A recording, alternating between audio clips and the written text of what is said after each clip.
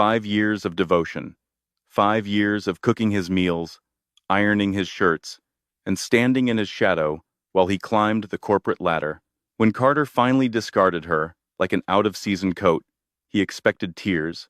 He expected screaming. He expected her to beg. But Isabella didn't make a sound. She didn't slam the door, and she didn't send a nasty text. She simply vanished. Carter thought he had won until he tracked her to the airport, expecting to find her crying in a commercial terminal. Instead, he watched the woman he thought he knew board a $65 million Bombardier Global 7500. She didn't say a word when she left him, but those Rolls-Royce engines, they screamed. The breadbasket on the table at Per Se cost more than Isabella's grocery budget for a week. Or at least, that's what Carter liked to joke about. Carter sat across from her, his fingers drumming a restless rhythm against the stem of his wine glass. It was a vintage Cabernet, ordered without asking her preference. He checked his watch, a Rolex Daytona she had saved for 2 years to buy him for his 30th birthday. He checked it again 3 minutes later. "You're quiet tonight," Carter said, though he didn't look up from his phone. The blue light illuminated a face that had grown harder, sharper, and more handsome in the 5 years they had been together. Success wore well on him. "Just tired," Isabella said softly. She adjusted the napkin on her lap. She wasn't tired. She was observant. Isabella knew the signs. A woman knows when the man she loves has mentally vacated the premises. It was the way he angled his body toward the door, the way he changed his passcode 3 weeks ago, the way the name Victoria had started appearing, in his stories always casual, always work-related. Victoria from legal, Victoria who knows the VP, Victoria who thinks I should wear navy suits. "Look, Bella," Carter started, finally setting his phone down. He clasped his hands.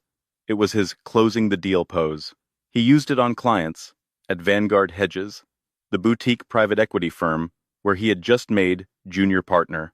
"We need to talk about the trajectory of things." Isabella took a sip of water. "Trajectory. Yes. You know how much pressure I'm under right now. The merger with the Kensington Group is massive. It requires a certain image, a certain availability. And I'm not available? You're..." Carter sighed, looking at her with a mix of pity and annoyance. She was wearing a simple cream dress she'd had for years. No jewelry, minimal makeup. To him, she looked like the struggling library archivist he'd met in a coffee shop 5 years ago. Reliable, safe, dull. "You're great, Bella. You really are. But my world is changing. I'm moving into circles that are, let's be honest, a bit above your comfort zone." Isabella didn't blink. "Above my comfort zone. Victoria, she's the daughter of the Kensington CEO. You know, she mentioned that. At the gala last week, you looked overwhelmed." Isabella remembered the gala. She remembered standing quietly by the bar while Carter ignored her for 3 hours to laugh at Victoria's jokes. She remembered Victoria looking her up and down, sneering at her off-rack shoes, and asking if she was Carter's assistant. "So, what are you saying, Carter?" Isabella asked. Her voice was steady, no tremble. Carter exhaled, looking relieved that she was making it easy. "I think we need to separate. I've already spoken to the landlord at our apartment. I'll keep the lease. I've found a nice studio for you in Queens. I'll pay the first 6 months. It's the least I can do." He slid a manila envelope across the white tablecloth. "It's a check," he whispered, lowering his voice so the diners at the next table, the CEO of a major tech firm and his wife, wouldn't hear, and a non-disclosure agreement. Just standard stuff. Since I work in high finance now, I can't have ex-girlfriends talking about my private life. It could spook investors." Isabella looked at the envelope. Then she looked at Carter. She saw the boy she had nursed through the flu. The man whose student loans she had quietly paid off, using savings she claimed were from an inheritance from her grandmother. She saw a man who believed, with every fiber of his being, that he had outgrown her. He expected a scene. He had prepared for a drink to be thrown. He had his speech ready about how she was being hysterical and how this proved she wasn't cut out for his world. Isabella reached out and took the envelope. She didn't open it. She slipped it into her tote bag. Okay, she said. Carter blinked. Okay, I understand. The trajectory has changed. Right, exactly. Carter looked confused, his script useless. So, you're not angry? Carter, she said, standing up. She smoothed her dress. You are exactly the man I always suspected you would become. She didn't wait for the check. She didn't ask for the studio apartment key. She turned and walked out of the dining room of Per Se. Carter watched her go, a smirk slowly forming on his face. Easier than I thought, he told himself, picking up his wine. She knows her place. He texted Victoria. Done. She's gone. Meet me at the Pierre? He had no idea that the woman walking out of the restaurant had just triggered a sequence of events that would dismantle his entire reality. The apartment in Tribeca was technically Carter's. His name was on the lease, and he paid the rent. Now, though, for the first 3 years, when he was an unpaid intern, the rent had mysteriously been paid by an anonymous guarantor he assumed was his uncle. Isabella entered the code 1987, his birth year. Narcissist to the end. The space was cold, modern, and filled with the chrome and leather furniture Carter felt signaled success. Isabella moved through the rooms with the efficiency of a forensic cleaner. She didn't take the television. She didn't take the blender. She didn't take the clothes he had bought her. The flashy, logo-heavy items he insisted she wear to look rich. She left the Gucci belt. She left the Louis Vuitton bag that she hated, because the monogram was too loud.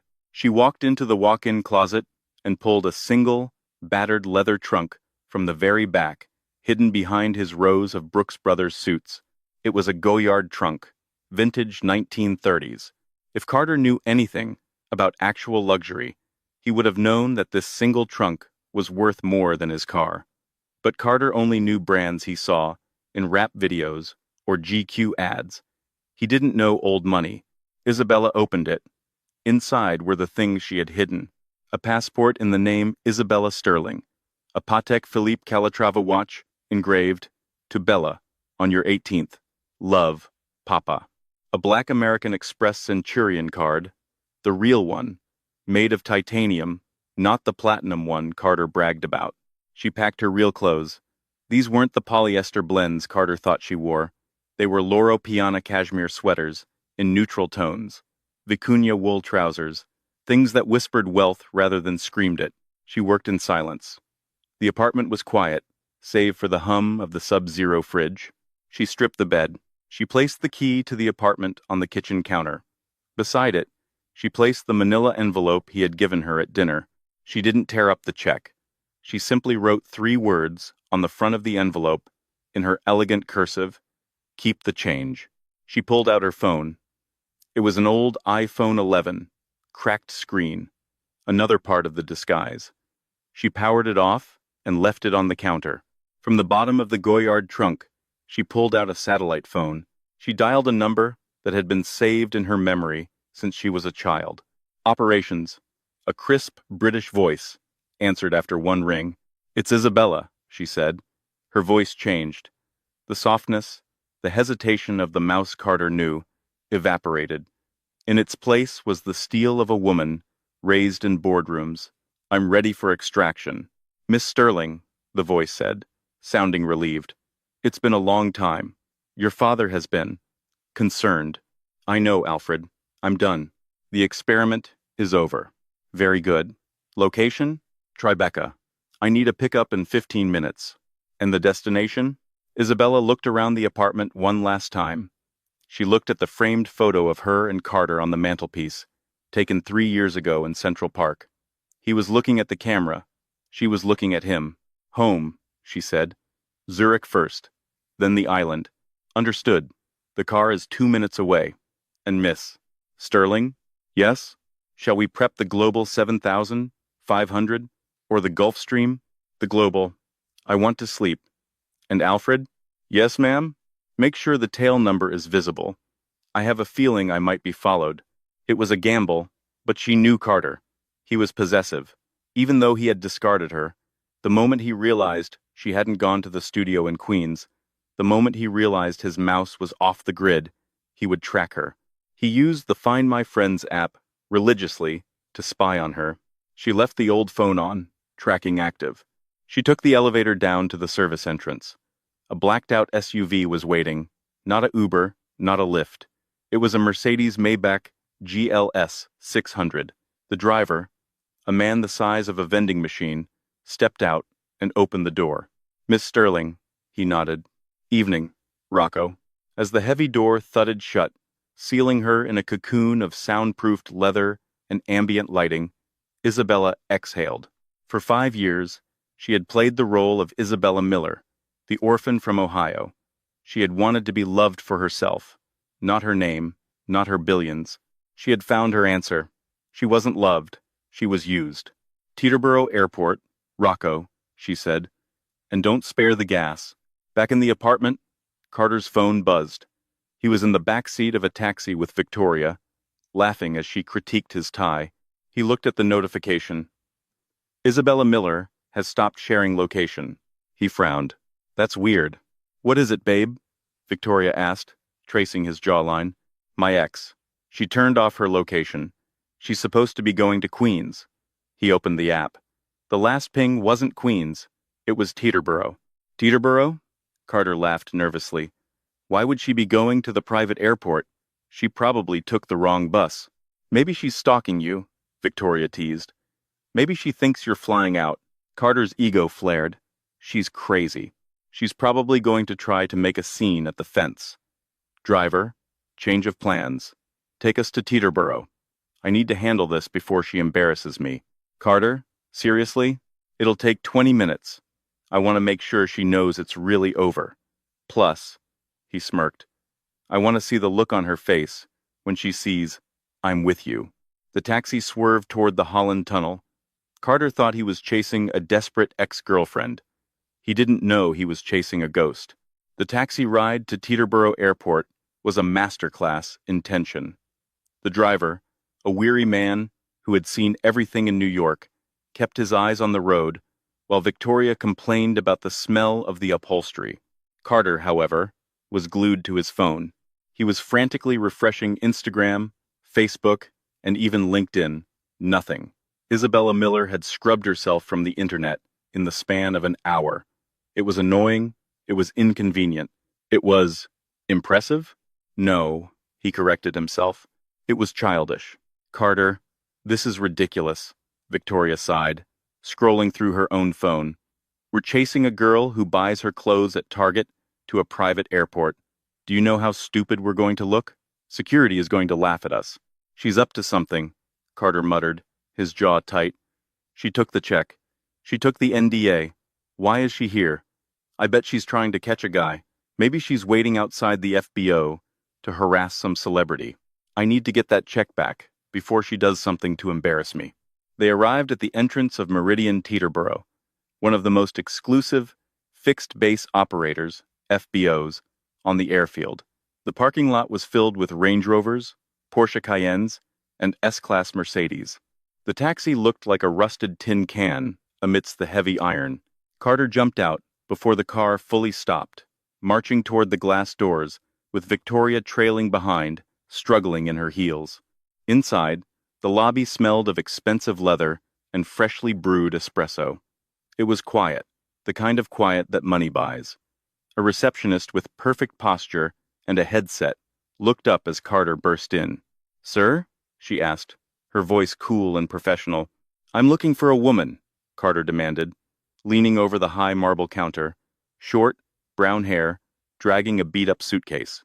She would have just walked in here, maybe looking lost. The receptionist didn't blink. "Sir, we value the privacy of our clients. Unless you are a scheduled passenger, I'm going to have to ask you to wait outside." "I'm not a passenger. I'm a junior partner at Vanguard Hedges," Carter said, flashing his business card as if it were a badge. "And the woman I'm looking for is having a mental health crisis. She's my former assistant. I'm here to help her." Victoria rolled her eyes from the doorway. "God, Carter, let it go." The receptionist glanced at the computer screen, then back at Carter. A tiny, almost imperceptible smile touched her lips. "I see. Well, the only passengers currently departing are boarding at Hangar 4. You can see the tarmac from the side gate, but you cannot go out there. TSA regulations. Fine, Carter snapped. He grabbed Victoria's hand. Come on. They ran around the side of the building to the chain-link fence that separated the public parking from the operational tarmac. The wind was whipping across the flat concrete, carrying the sharp, chemical scent of Jet A-1 fuel. There, Carter pointed, his finger trembling with adrenaline. About 100 yards away, under the harsh glare of the floodlights, sat a beast of a machine. It wasn't the small Cessna or Learjet Carter might have expected to see a mid-tier CEO renting. It was a Bombardier Global 7500, a $70 million ultra-long-range business jet. It was sleek, white, with a midnight blue stripe running down the fuselage. The tail number N180IS was painted in gold. The engines were already spooling up, a high-pitched whine that vibrated in Carter's chest. That's a big plane, Victoria said, her voice suddenly hushed. That's billionaire territory, Carter. She's probably a flight attendant, Carter said quickly, laughing nervously. Yeah, that's it. She never told me, but she must have gotten a job as a stewardess. That's why she's here. Then, a black Mercedes Maybach rolled onto the tarmac, bypassing security checkpoints entirely. It pulled right up to the red carpet that had been rolled out to the jet's air stairs. The driver got out. It was the giant man, Rocco. He opened the back door. Isabella stepped out. From 100 yards away, Carter watched. He saw her silhouette against the hangar lights. She wasn't wearing a flight attendant uniform. She was wearing a trench coat that flowed in the wind and sunglasses, despite it being night. Rocco bowed his head. He didn't hand her a tray of drinks to load. He handed her a phone and took her tote bag, the one with the fake Louis Vuitton monogram, handling it like it contained the crown jewels. Wait, Carter whispered. Why is the driver bowing? Isabella paused at the bottom of the stairs. She turned. For a second, just a split second, she looked toward the fence. It was impossible for her to see him in the dark, through the chain links, but Carter felt a chill run down his spine that had nothing to do with the wind. She didn't wave. She didn't cry. She turned back, grabbed the handrail, and ascended the stairs with a grace he had never seen in their 5 years together. She's boarding, Victoria said, sounding stunned. She's the passenger, Carter. She's the only passenger. No, Carter shook his head, his reality fracturing. No, that's impossible. She coupons. She buys generic cereal. She fixed my socks with a sewing kit because we couldn't afford new ones. The cabin door of the Global 7500 sealed shut with a thud that echoed across the tarmac. The stairs retracted. The massive Rolls-Royce Pearl engines roared to life, the sound escalating from a whine to a thunderous growl. The jet taxied smoothly, turning its tail toward the fence where Carter stood. Cover your eyes. Victoria shrieked as the wash hit them. A blast of hot air and the smell of kerosene slammed into Carter, blowing his tie over his shoulder and forcing him to grab the fence to stay upright. It was a physical slap in the face. He watched as the jet accelerated down the runway. It lifted off effortlessly, banking sharply to the east, climbing toward the stratosphere, leaving Carter standing in the exhaust fumes of the woman he had just fired from his life. He looked at the empty tarmac. He looked at the check he still had in his mental image, the $5,000 severance he had given her. Who the hell was that? Victoria asked, her voice trembling. Carter stared at the red navigation lights, disappearing into the clouds. I don't know, he whispered. I really don't know. Monday morning, at Vanguard Hedges, was usually a symphony of aggressive typing, shouting into headsets, and the clinking of espresso cups. But today, the atmosphere in the glass-walled conference room on the 40th floor was grave. Carter sat near the end of the mahogany table, nursing a coffee he hadn't touched. He looked terrible. He hadn't slept. He had spent the last 36 hours scouring the internet for Isabella Miller and finding nothing but dead ends. He had even driven past the studio apartment in Queens he had rented for her. It was empty. The landlord said the key had been returned by courier with a note, not needed. Carter, Focus, Mr. Hedges snapped. Hedges was the senior partner, a man who usually exuded confidence. Today he looked sweaty. He kept adjusting his tie and checking the video conferencing system. Sorry, sir. Carter sat up straight. Just allergies. Well, take a Claritin. We need to be sharp. The Kensington merger is on the line, but there's a complication. Kensington merger of a gun. The room went silent. The Kensington Group was the target, a massive conglomerate of luxury hotels and shipping interests. Acquiring it would make Vanguard Hedges a major player on Wall Street. What kind of complication? Asked Victoria, who was sitting across from Carter, looking perfectly put together, though she had been giving Carter side-eye all morning. The Kensington Group isn't actually owned by the board, Hedges explained, pulling up a slide on the projector. It's a subsidiary, a holding company. Owned by who? Carter asked. The Sterling Family Trust, Hedges said, his voice dropping an octave. A murmur went through the room. The Sterlings. They were old money, not tech billionaire money, not celebrity money. They were railroad, steel, and shipping money. They were the kind of family that didn't appear on Forbes lists because they paid people to keep their names off them. I thought the patriarch, Archibald Sterling, died last year, Victoria noted. He did, Hedges said, clicking to the next slide. And control of the trust has passed to his sole heir, his granddaughter. She's been living in anonymity for the last few years, apparently part of some grounding exercise her grandfather insisted on before she took the reins. She wanted to understand the value of $1 or some such nonsense. Carter's stomach gave a violent lurch. The coffee threatened to come up. Grounding exercise. Value of $1. Anonymous. We have a meeting with her proxy today, via video link, to get approval for the merger, Hedges said. But rumor has it, she might dial in herself. If she does, you all need to be on your best behavior. This woman controls assets worth more than the GDP of Switzerland. She is not to be trifled with. The screen at the head of the table flickered to life. The logo of Sterling Global appeared, a golden lion holding a key. Then, the video feed connected. It was a boardroom in Zurich. The view out the window behind the table showed the Swiss Alps and Lake Zurich. Sitting at the head of the table was an older British man, Alfred, the voice on the phone. Good morning, gentlemen and ladies, Alfred said. I am Alfred Pennyworth, advisor to the trust. Mr. Pennyworth, Hedges smiled, his voice syrupy. An honor. We are ready to present our strategy for the Kensington acquisition. Yes, about that, Alfred interrupted gently. The chairwoman has reviewed your proposal. She has some reservations about the leadership culture at Vanguard Hedges. Culture? Hedges blinked. We are a top-tier firm. We value integrity, hard work. The chairwoman values a character, Alfred said. She believes that how a man treats the little people is how he will treat his shareholders. Carter felt the blood drain from his face. His hands were shaking under the table.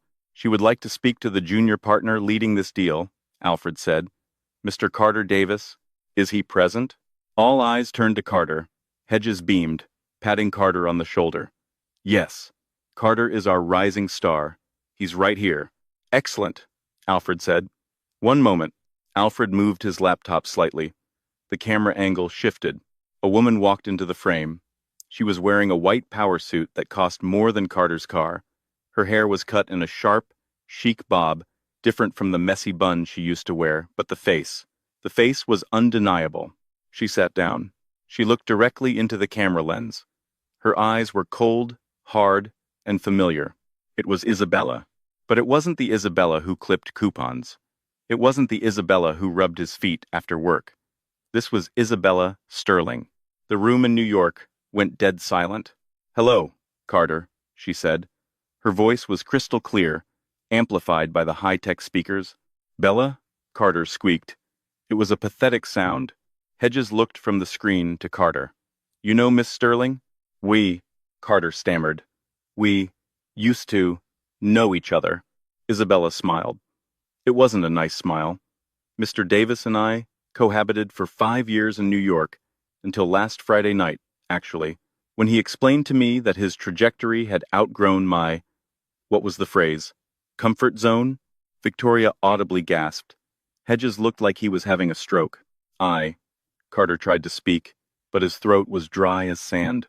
Mr. Hedges, Isabella said, turning her gaze to the senior partner, your associate attempted to buy my silence and my dignity with a check for $5,000 and a studio apartment in Queens. He told me that to succeed in high finance, he needed a partner who fit the image. She paused, leaning forward. I am currently reviewing the Kensington merger, and I have to say, I am struggling to see the value in a firm that employs men who can't recognize a diamond because they are too busy looking for glitter. Ms. Sterling, Hedges stuttered. I had no idea. This is a personal matter. Business is personal, Mr. Hedges. Isabella cut him off. My grandfather taught me that. You invest in people.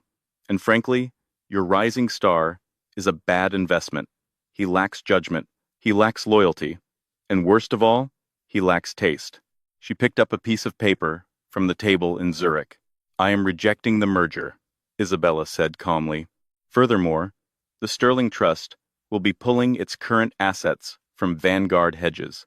We are moving our portfolio to Goldman Sachs, effective immediately. Wait, Hedges screamed, standing up. That's 40% of our liquidity. You can't just... I can, Isabella said. That's the beauty of the trajectory, Mr. Hedges. It can change very quickly. She looked at Carter one last time. Oh, and Carter? Carter looked up, his eyes filled with tears of panic. I never cashed the check, but I did keep the change. The screen went black. For 10 seconds, no one moved. The silence was heavy, suffocating. Then, Hedges turned to Carter. The veins in his neck were bulging. His face was a mask of pure, unadulterated rage. Get out, Hedges whispered. Sir, Get out, Hedges roared, throwing his coffee mug against the wall. It shattered, splattering dark liquid all over the framed awards. You didn't just dump a girl, you idiot. You dumped the Kensington Group. You dumped the Sterling fortune. Get out of my building before I throw you out the window. Carter stood up, his legs wobbling. He grabbed his briefcase. He didn't look at Victoria. He didn't look at his colleagues. He walked out of the conference room, past the reception desk, and to the elevator. As the doors closed, he saw the receptionist watching him.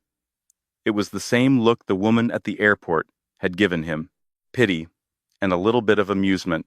Carter Davis pressed the button for the lobby.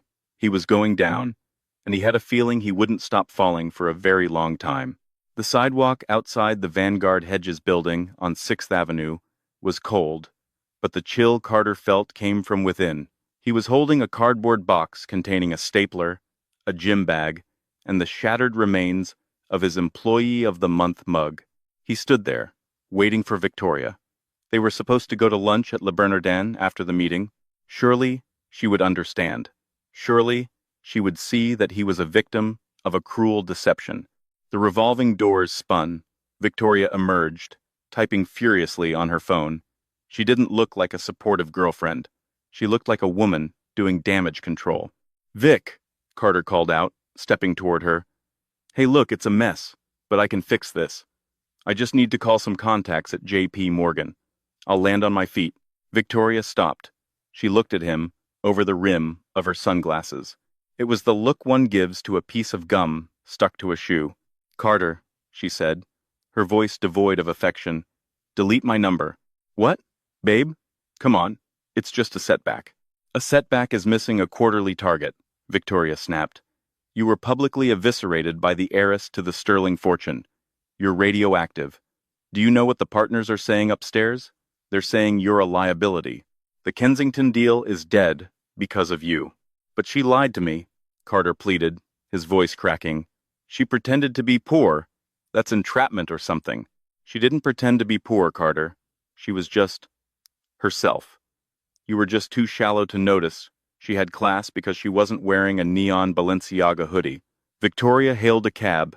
I date partners, Carter, not unemployed analysts, with a reputation for being blind. She got in the cab and slammed the door. Carter watched her drive away, just as he had watched Isabella fly away. But this time, there was no mystery, just the brutal math of transactional relationships. By Wednesday, the Sterling effect had taken full hold.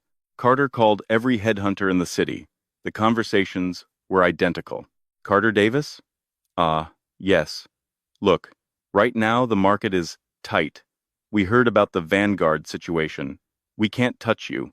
Honestly, Carter, you might want to look in a different industry or a different city. Have you considered Omaha? By Friday, the eviction notice came for his apartment. Carter had been leveraging his credit cards to pay the exorbitant rent, banking on his year-end bonus. There would be no bonus. Desperate, Carter decided to go on the offensive. He was an American man, and when American men felt wronged, they sued. He found a lawyer, not a high-end corporate shark, but a strip mall attorney in New Jersey named Saul. "We sue for fraud," Carter explained, pacing in Saul's small, dusty office. "She misled me. I supported her for 5 years. I paid for her food. I paid for our apartment. That's palimony or something, right? She's a billionaire.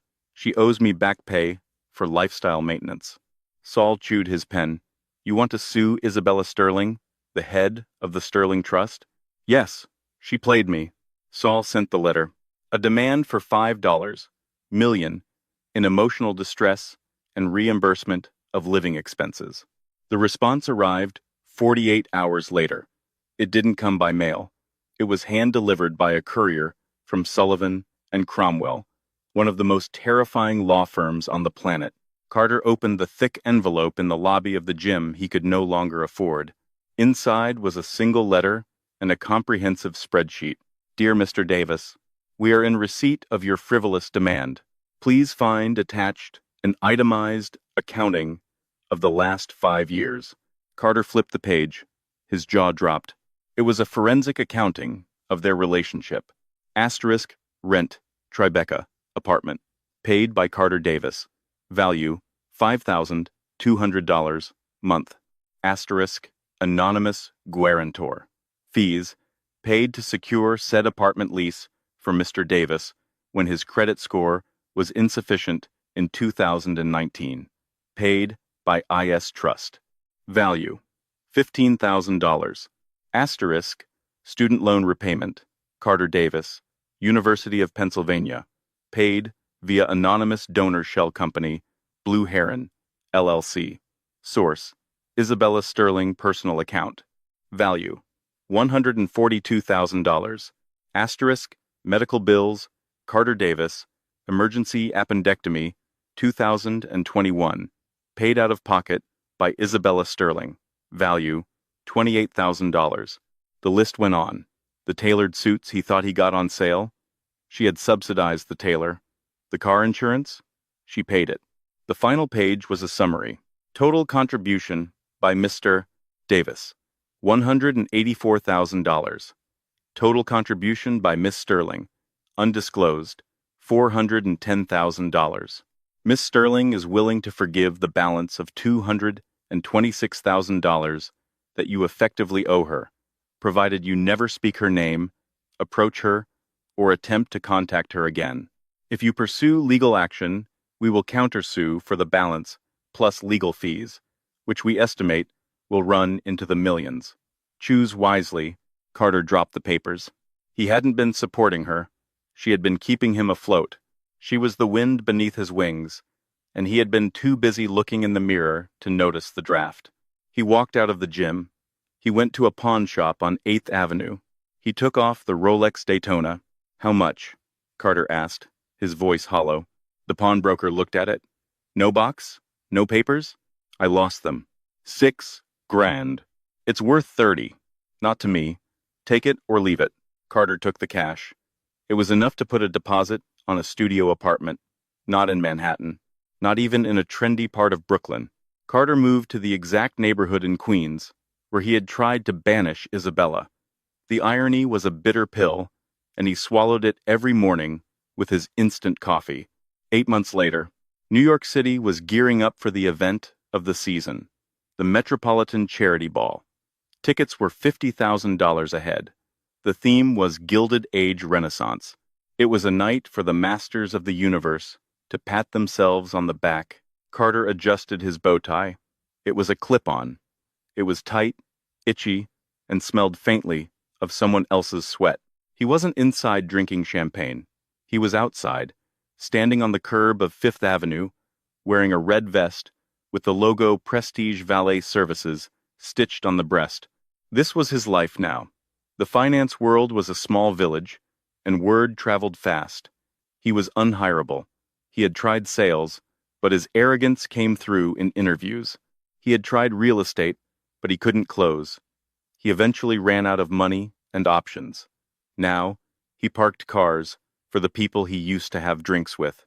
"Yo, new guy," the shift manager shouted. "Keep the lane clear. We got VIPs incoming." "I got it," Carter muttered, keeping his head down. He wore a cap pulled low.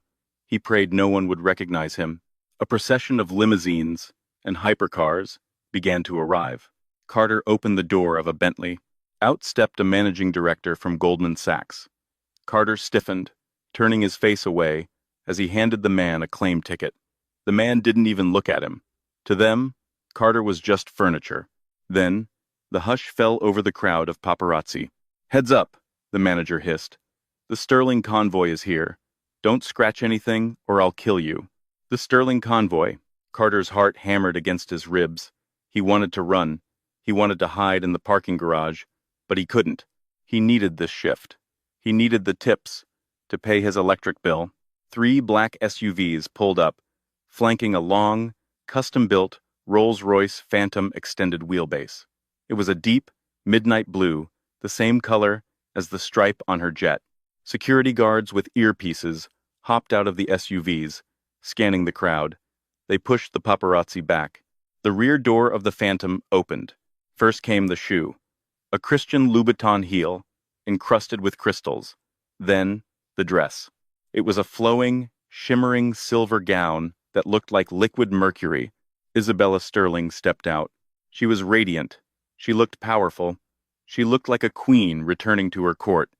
The flashbulbs went off like a supernova, blinding white light exploding around her. She wasn't alone. A man stepped out from the other side. He was tall, with salt and pepper hair, wearing a tuxedo that fit him perfectly. He was a European duke or a tech mogul. Carter didn't know, but he looked like an adult. He looked like an equal. Isabella took the man's arm, smiling for the cameras. It was a genuine smile. One Carter hadn't seen in years because he had never given her a reason to use it. The manager shoved Carter. "Go! Get the Phantom! Move!" Carter stumbled forward. He had to take the keys from the driver. He approached the massive car. Isabella was standing just 3 feet away, posing for a photo. She turned to adjust her train. Her eyes swept over the red-vested valets. Her gaze stopped. She saw him. Carter froze. He was holding the door handle of her car. He looked ragged. He had lost weight. His eyes were dark with exhaustion. He was wearing a cheap polyester uniform. Isabella looked at him. Carter waited for the anger. He waited for the sneer. He waited for her to point him out to the security guards and have him removed. He waited for her to laugh. But she didn't laugh. She didn't smile. She didn't frown. Her expression was completely blank. It was the look you give a stranger on the subway. It was the look you give a fire hydrant or a street sign. She looked through him. "Isabella?" her date asked, leaning in. "Everything all right?" Isabella blinked, breaking eye contact with Carter, as if he were nothing more than a smudge on a window. "Yes," she said, her voice carrying over the noise of the crowd. "Just thought I recognized someone, but I was mistaken." She turned her back on him. "Shall we go in?" she asked her date. "After you, my dear." Isabella Sterling walked up the red carpet, the flashbulbs lighting her path. She didn't look back, not once. Carter stood there, the keys to her Rolls-Royce, heavy in his hand. "Hey, buddy, move the car!" the manager screamed. Carter scrambled into the driver's seat of the Phantom. The interior smelled of jasmine and leather, her scent. It was overwhelming. He put the car in gear and drove it toward the garage ramp. Tears blurred his vision. If she had yelled at him, it would have meant she still cared. If she had mocked him, It would have meant he still had power over her emotions. But she hadn't. She had looked at him and seen nothing. He wasn't an ex-boyfriend. He wasn't an enemy. He was just the help. He had told her she wasn't part of his trajectory. Now, he was just a bystander in hers. Carter parked the car in the dark, underground garage. He turned off the engine. He sat in the silence of the luxury car he would never own, gripping the steering wheel, and for the first time in his life, he understood the true cost of silence. The engine of the Rolls-Royce Phantom ticked softly as it cooled in the subterranean darkness of the parking garage. Carter sat in the driver's seat for a long time, 5 minutes, 10 minutes, maybe 20. The leather was soft, the kind of softness that didn't just happen. It was engineered. The scent of jasmine, Isabella's signature, wasn't just a perfume anymore. It was a ghost. He looked at his reflection in the rearview mirror. The dim garage lighting was unforgiving.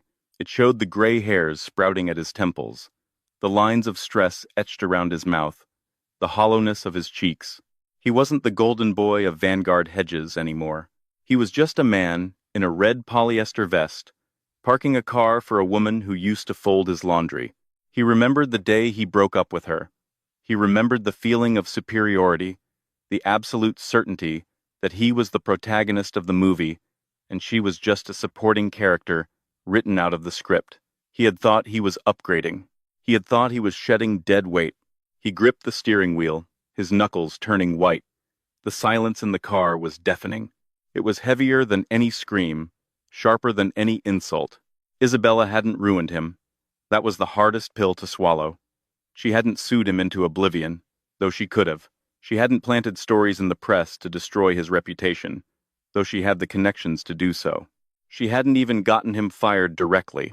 She simply refused to do business with a man she didn't respect, and the market had done the rest.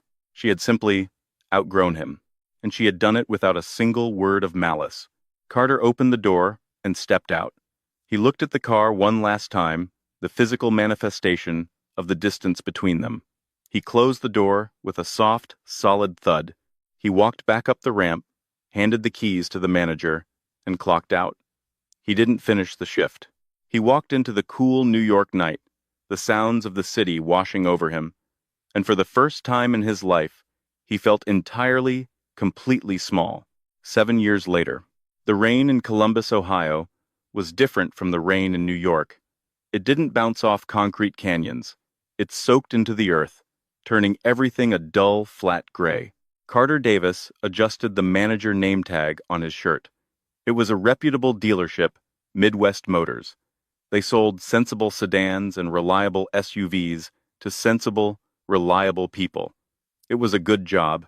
It paid the mortgage on his small 2-bedroom townhouse. It allowed him to buy a craft beer on Fridays and maybe catch a movie. It was a life. A quiet, invisible life. The showroom was slow today. The rain kept customers away. Carter stood by the coffee machine, watching the sales floor. At the front desk, a young salesman named Ryan was arguing on his cell phone. Ryan was 24, ambitious, and wearing a suit that was a little too shiny. He reminded Carter so much of himself that it sometimes made his stomach ache. "Look, babe, I can't," Ryan was saying, his voice carrying across the quiet room. "I have to stay late. The regional manager is coming in tomorrow. You can take the bus, can't you? It's not that big a deal."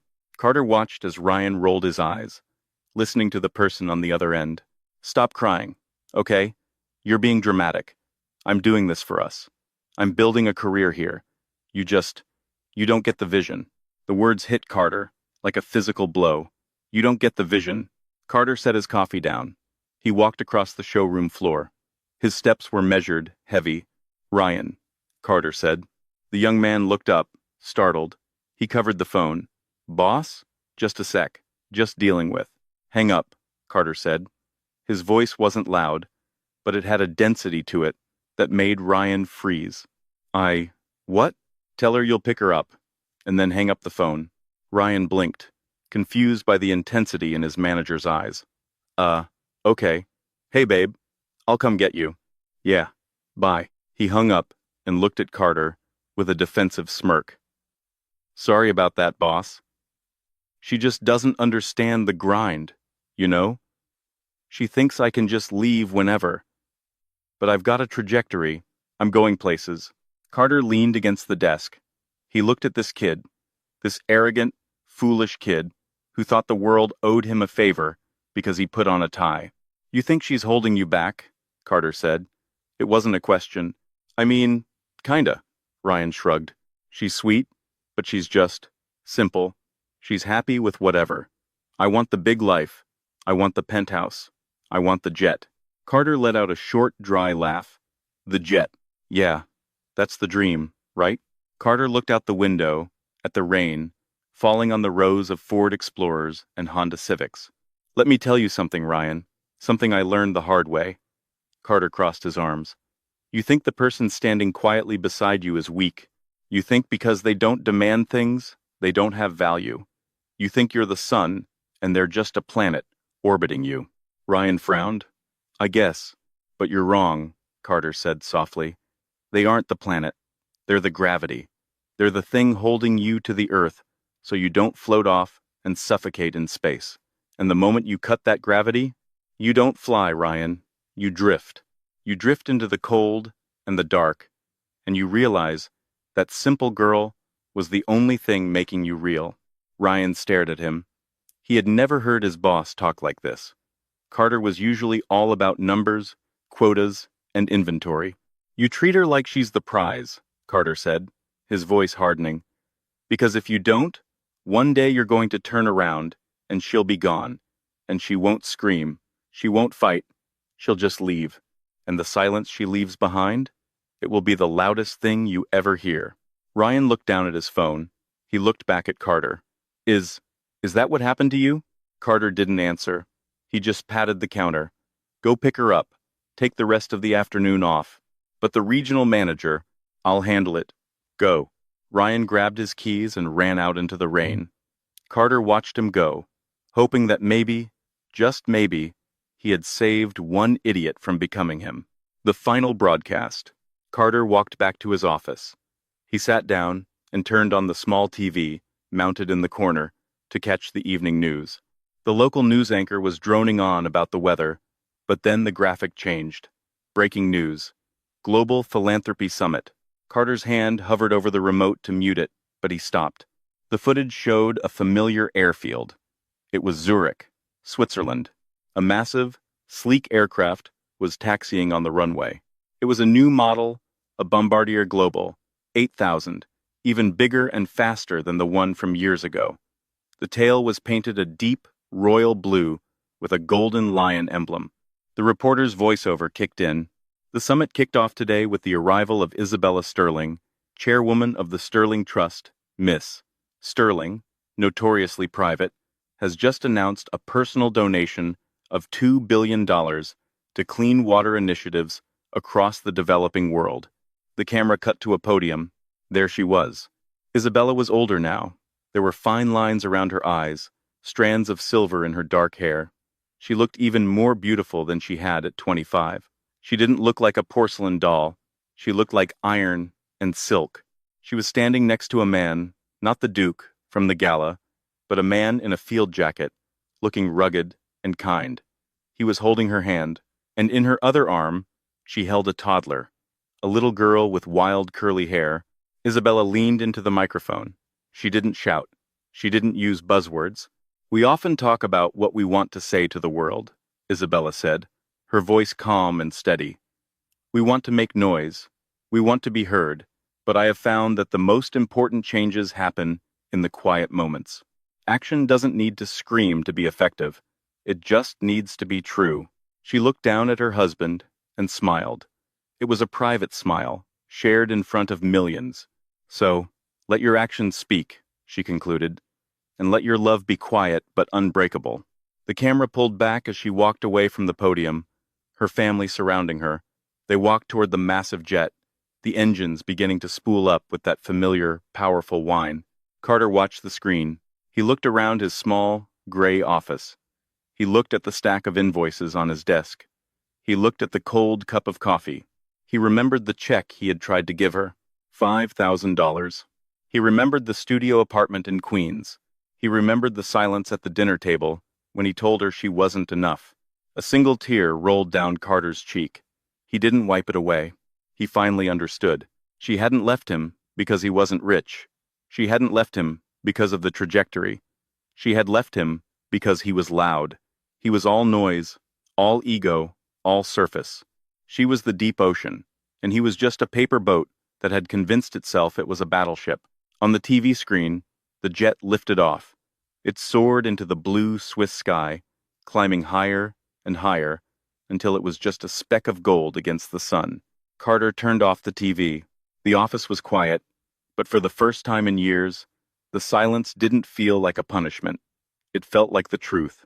He picked up his pen and went back to work. And that is the story of Carter and Isabella. It's a brutal reminder that sometimes the people we take for granted are the ones holding up our entire world. Carter thought he was the main character, blinded by the flashy lights of success, only to realize too late that true value isn't found in a job title or a bank account, but in the quiet loyalty of someone who loves you. Isabella didn't need to scream to prove her worth. She didn't need to fight to win the breakup. She simply removed her presence, and the vacuum she left behind was more devastating than any revenge plot could ever be. She let the roar of her success and those jet engines do all the talking for her. What did you think of Carter's realization? Do you think he deserved a second chance, or was his punishment fitting? Let me know in the comments below. I read every single one. If this story hooked you, please hit that like button. It really helps the channel grow. And if you want more stories about karma, revenge, and the hidden lives of the ultra-wealthy, make sure to subscribe and ring the notification bell so you never miss a new upload. Thanks for watching, and remember, be careful who you underestimate. The quietest person in the room might just be the most powerful. See you in the next video.